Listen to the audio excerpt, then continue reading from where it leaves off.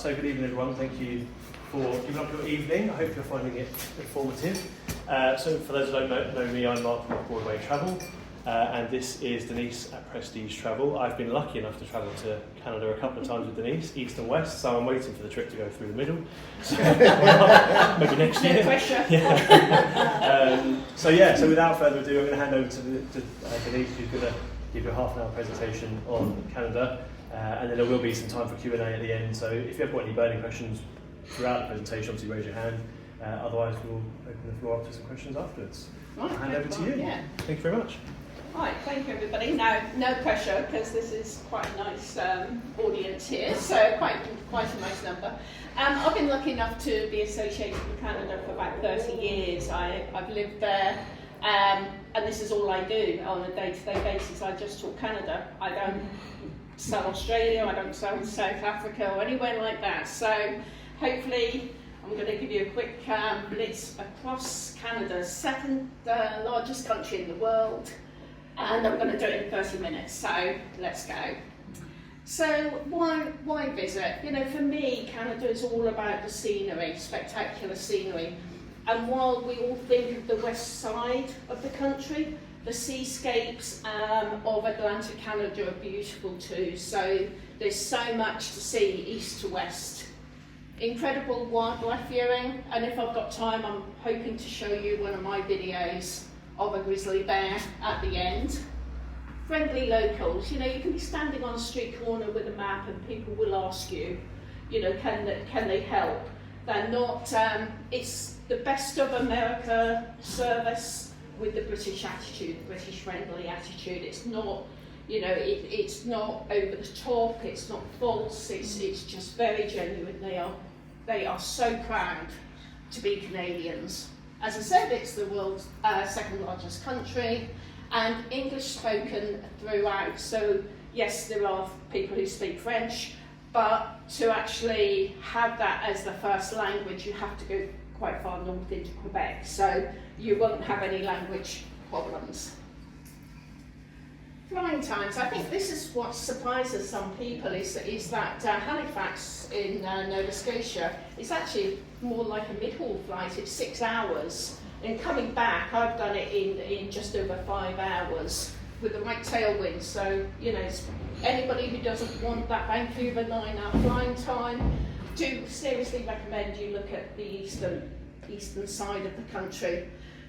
But even Vancouver, by the time you get on board, have something to eat, watch a movie, have a sleep, you know, it soon goes because you're excited, you're heading to Vancouver or Calgary, who wouldn't be excited?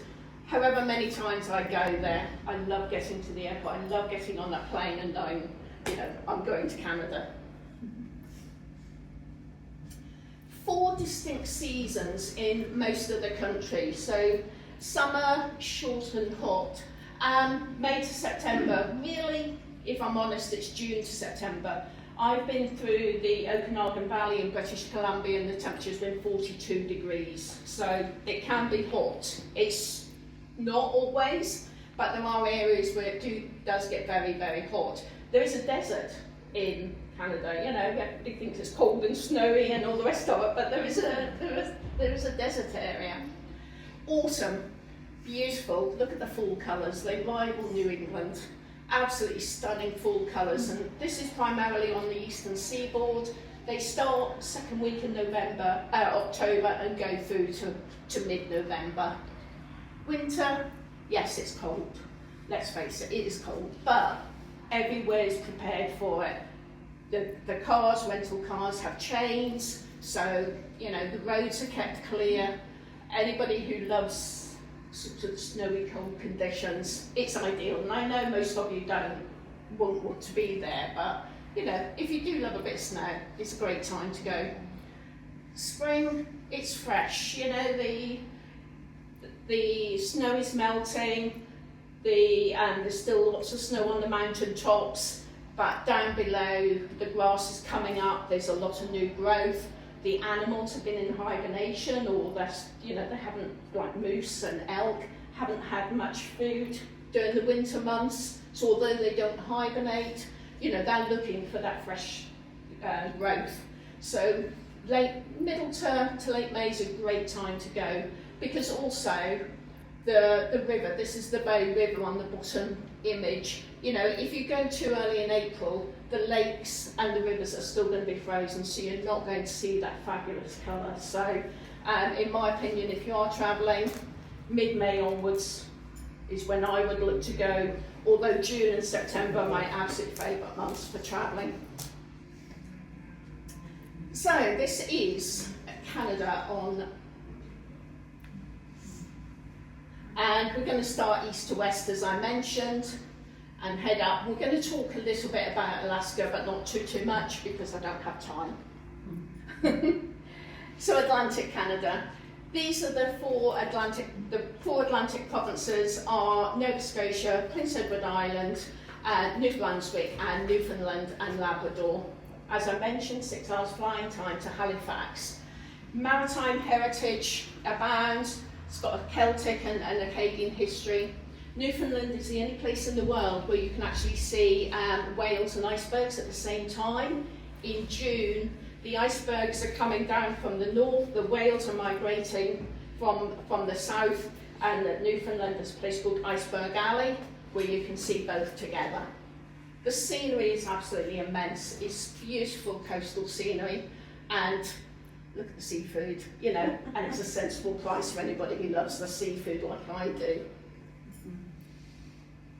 So they're the four Atlantic provinces, and I've highlighted there. Nova Scotia, probably the best known of the Atlantic provinces, famous for Peggy's Cove, Lighthouse. The image on the left-hand side is Halifax, which is, I believe, my memory, I think it's the third largest natural harbour in the world, and it's home to Canada's Pacific Fleet as well, or Atlantic Fleet as well, so quite often you'll see the fleet in town. Lots of history abounds in Halifax and Nova Scotia generally.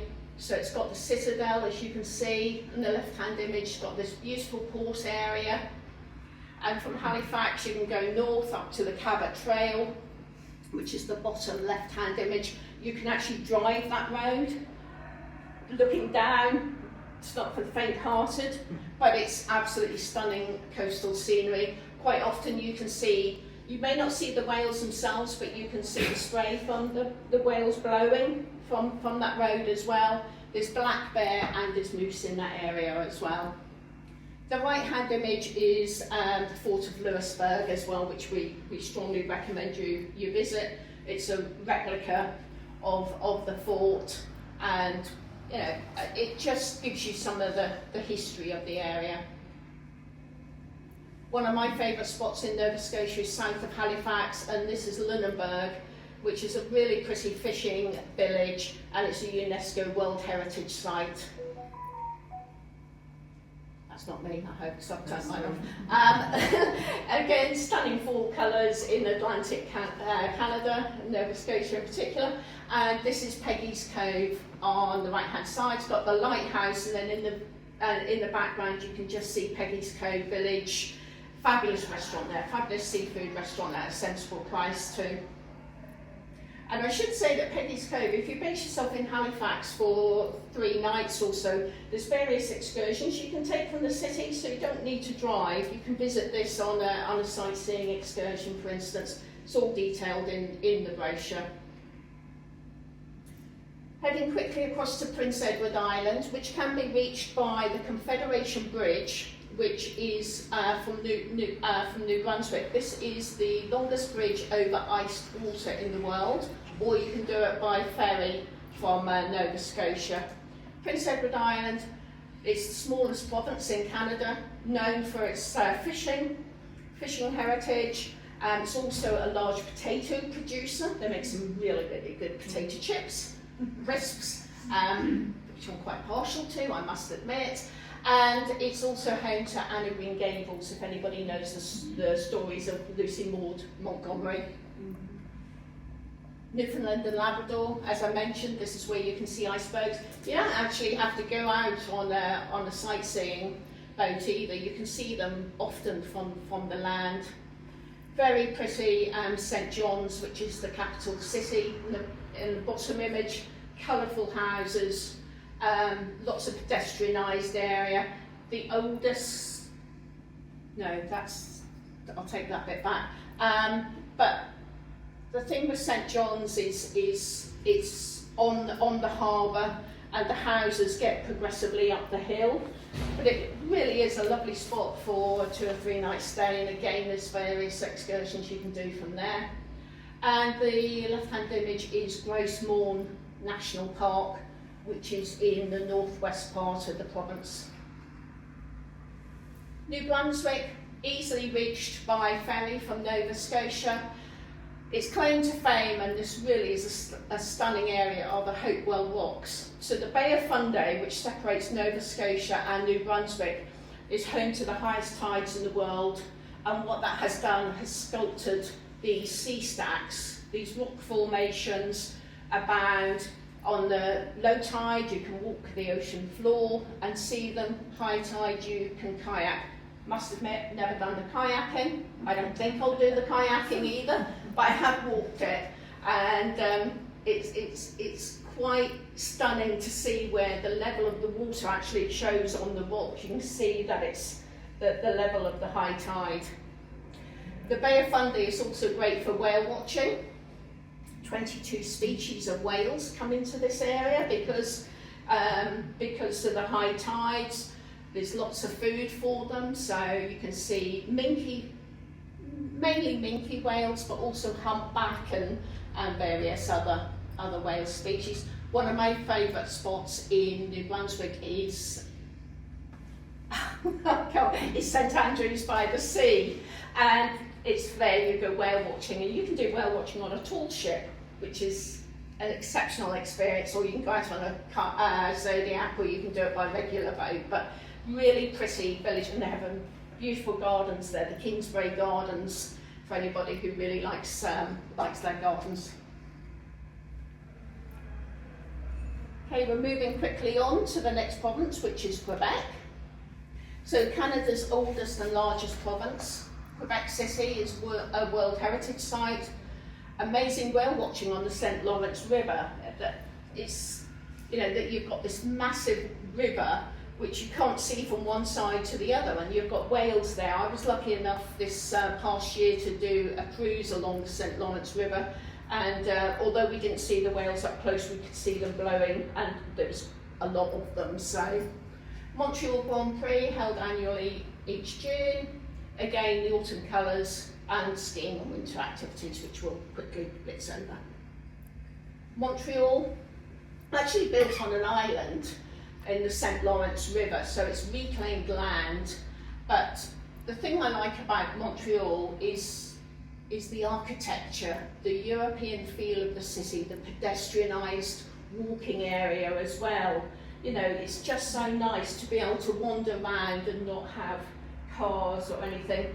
And in the summer months there's loads of bistros along this area as well, and they'll set up tables and that outside so you can sit and relax, have a beer, do some people watching. But there's a host of activities to do in Montreal, and the food scene is amazing too. A bit of an idea about downtown Montreal, you can see how warm and sunny it is, and the architecture is, it's the best of the European architecture really. Quebec City, my favourite of the eastern cities. I am partial to Quebec City. The history here and the architecture is amazing. So the right hand image is an area called Pâté Champlain, and it's full of these little boutique type shops, independently owned. Again, it's pedestrianised, all cobblestone streets.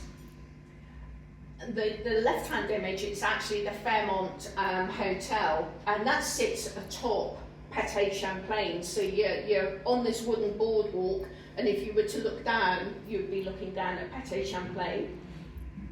Have you been there? You're smiling. Yes. The thing with Quebec City too, it's UNESCO World Heritage Site because it's the only walled city in North America. A lot of people would think Montreal is the capital of the province, but it's actually Quebec, and this is the provincial capital building. So again, you can see the architecture and the flowers, lots of water, lots of nice walking sightseeing. And Quebec has a host of resorts and lodges by the lakes. This is Sakakomi, which is one of my favourites. Spent 2 or 3 nights there, just relaxing.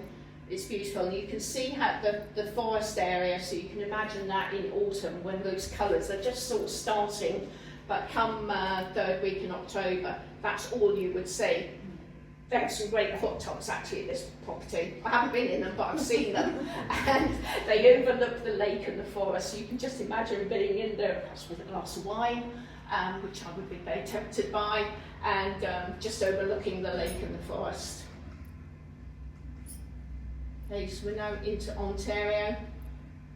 Ottawa, Canada's capital city. It's really come into its own over the past few years, and there's lots to see and do there. Obviously Niagara Falls, one of the natural wonders of the world, 1.5 hours outside of Toronto, so it's eminently visitable. I personally would recommend, if you're on limited time, spend just 2 or 3 nights in Toronto and visit Niagara Falls on a day trip. But if you wanted to stay in a hotel overlooking the falls, that's quite special.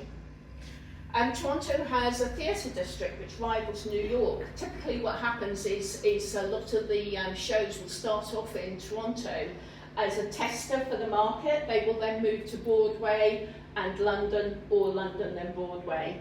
But they often will start off in Toronto to give the actors the chance to get used to the show. Niagara, award-winning wine region, especially ice wine. Somebody mentioned, perhaps the gentleman's not here, he did mention to me about ice wine, but that's where you would find the ice wine.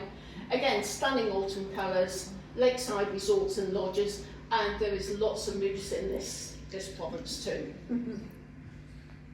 So Toronto, the best views of Toronto is from the island, Toronto Island. Take the short ferry ride, I think it's about $7 each way. Sit yourself down on one of these Muskoka chairs and look at the view. If you try and take a photo of the CN Tower from downtown, which I tried, that's what I ended up with. So by far the best one is from the islands.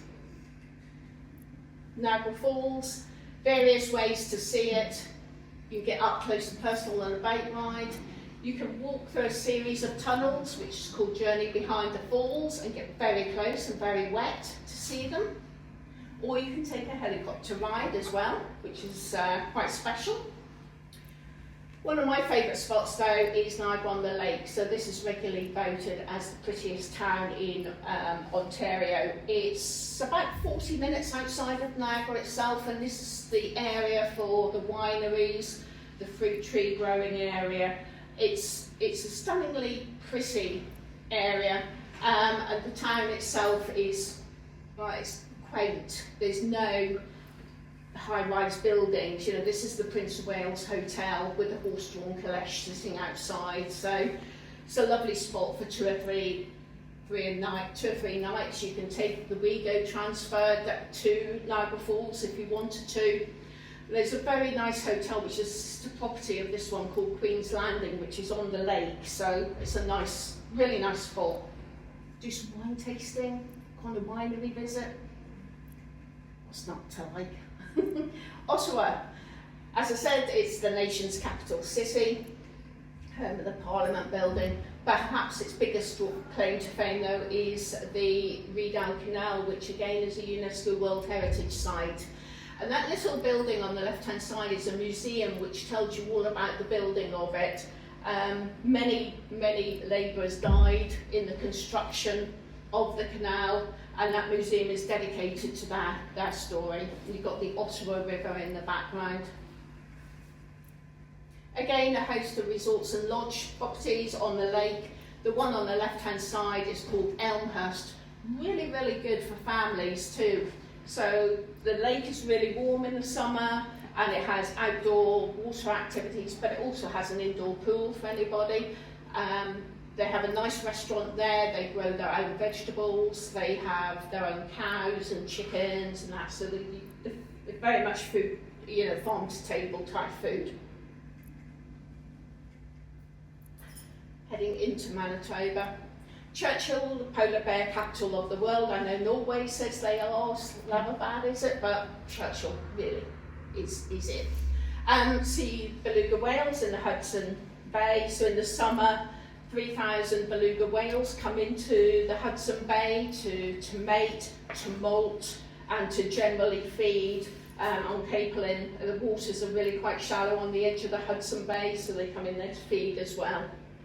Amazing northern lights viewing, world-class fishing, also has Riding Mountain National Park, and this in Winnipeg's got the Royal Canadian Mint, so you can see how the money is made. A little bit about Churchill. So in the summer, the bears are hungry, they're waiting for the sea ice to freeze, and they're hovering around the bay, just waiting. Churchill claim to fame is nobody locks their cars. You know, if you're out walking and a polar bear comes off, you're going to hop in somebody's car, so nobody locks their cars. And if you wanted to go polar bear viewing, this is what it's like. And it is exactly like this. I did it many years ago, and it's exactly like this. The bears have an amazing sense of smell, so they know you're there, but they can't reach you, and they come to you to actually look, see, investigate. Is the food? So there is food, but not for them. As I said, amazing northern lights viewing and beluga watching. This is how close you get. And for anybody who's really interested, I've got a very short video which I can show you on my phone of really how they interact with the boats. You can actually go kayaking with them if you wanted to, and they will come right up the side of the kayak. I'm missing out Saskatchewan, and oh my god. Okay, I'm going to blitz. I'm missing out Saskatchewan, Alberta. Rocky Mountain scenery, Calgary Stampede, Indigenous culture, walk on the surface of the Athabasca Glacier, amazing wildlife viewing. This is Calgary, Heritage Park on the left-hand side, which celebrates its Western heritage. Home of the Calgary Stampede, and I know I'm going a bit fast, and I can talk to anybody at the end about the Stampede. You got the last one, you don't have the massive price, I just thought I'd give you the You panicked me now. So there's no drama. Anybody who's really interested in Indigenous culture, at the Stampede, there's an area which is called Elbow River Camp, and it's literally on the confluence of the Elbow and the Bow Rivers, and the Indigenous people, the 7 nations who were party to the Stampede's formation, set up a camp, and you can go and visit their teepees, you can try their bannock, they will dance, they have dance shows. It's just an immersive experience into the Indigenous culture.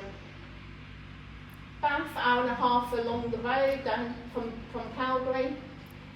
That's the view from the Banff gondola at the summit of Sulphur Mountain, and again you see how warm it is.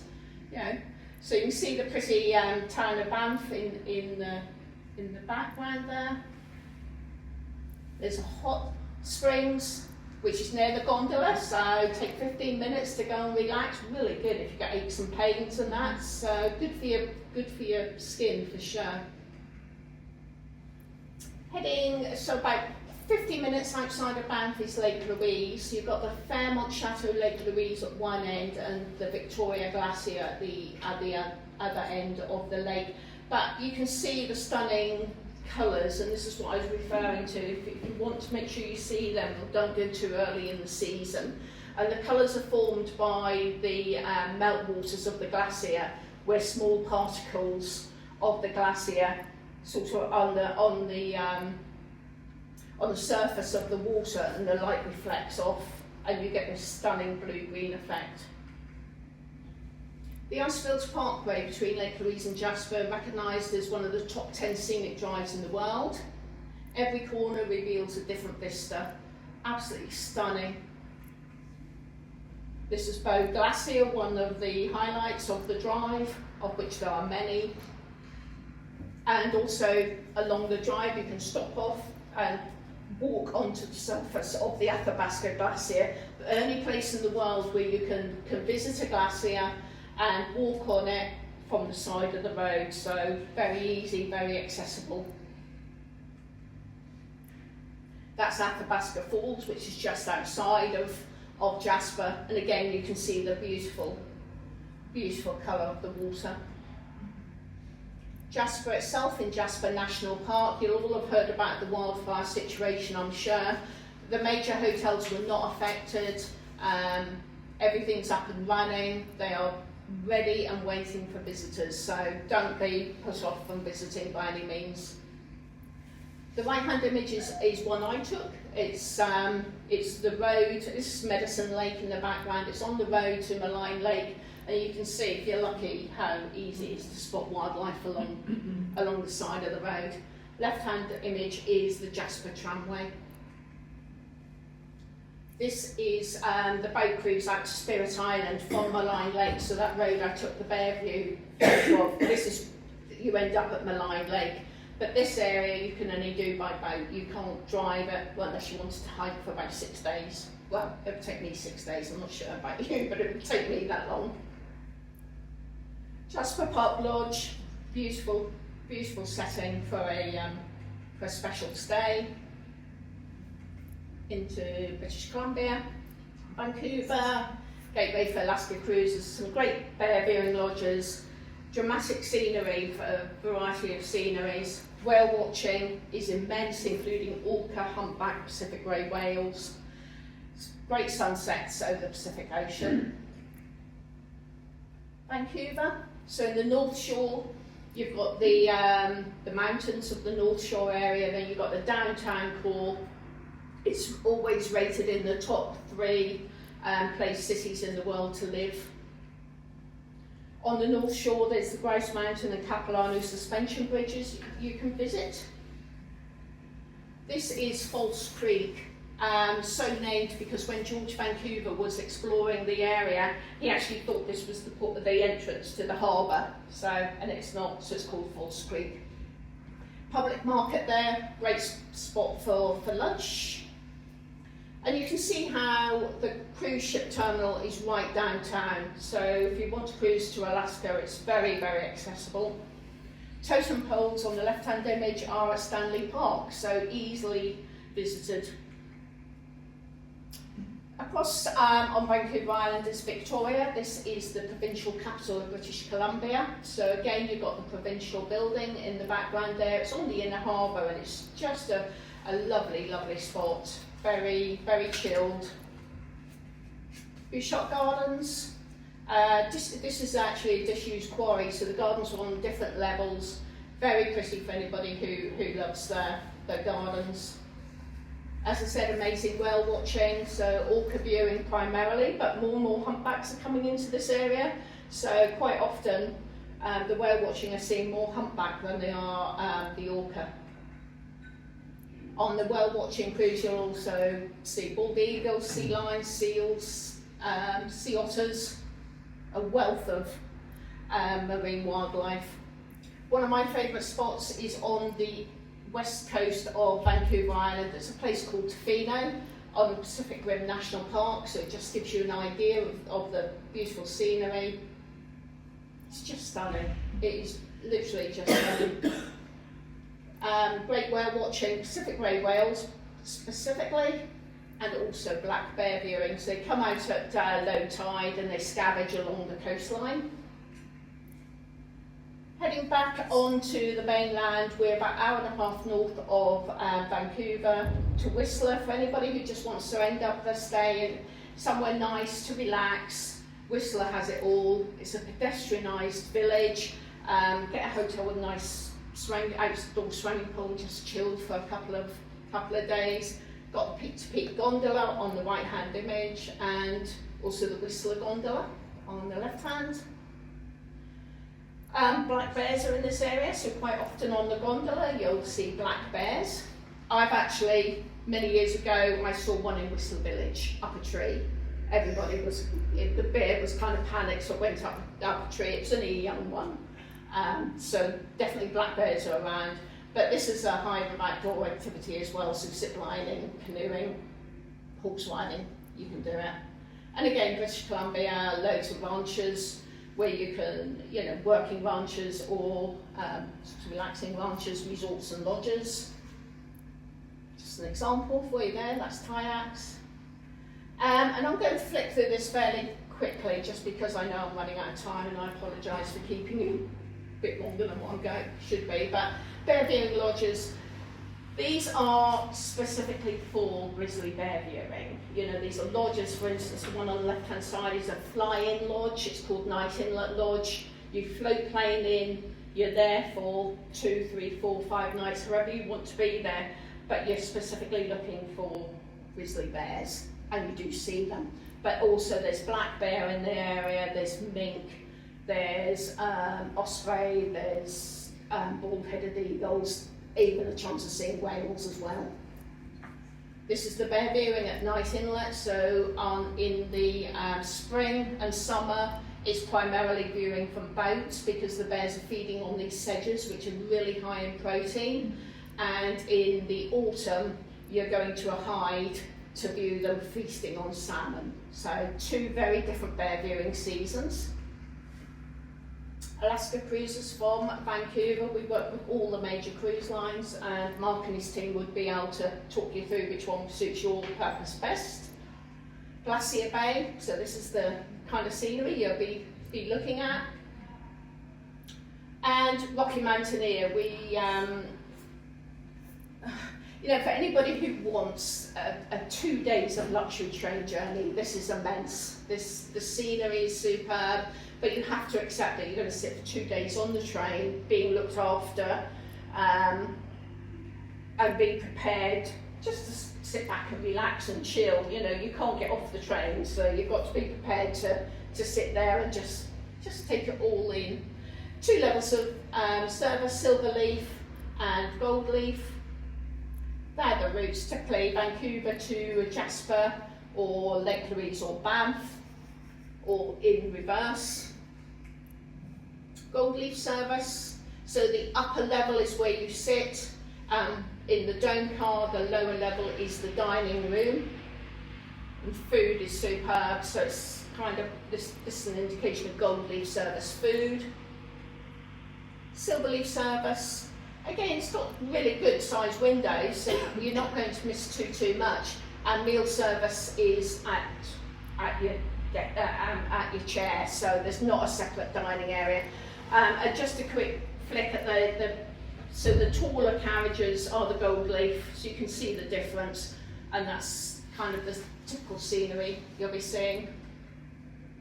We also can offer via rail. This is the cross-country train service which goes from Toronto to Vancouver, but you can break it up in Jasper, Winnipeg, wherever you want to. Again, this is where you sleep on the train though. How long does it take to do It takes 5 days, 4 nights. But you can break it up, so you can do Vancouver to Jasper, for instance, which is only 1 night, 2 days on the train. So, getting around Canada, there's various ways: cars, motorhomes, trains, float planes. We can do them all. Again, Mark and his team would put together the best ideas for you. We work with all the major airlines as well. We do provide a comprehensive documentation kit which provides a day-to-day itinerary, and this is yours. It's not produced for anybody else, it's produced in my office, and it's your day-to-day itinerary. So it'll tell you where you need to be, at what time to be picked up, or where you're going to pick up your car. It will have all the information you need. Thank you for listening, and one thing I should say is this is one of my images as well, so again it just shows you how easy it is to get good photos on an iPhone when you're not very good at it, like I am, but I'm quite proud of that one actually. So thank you very much for listening.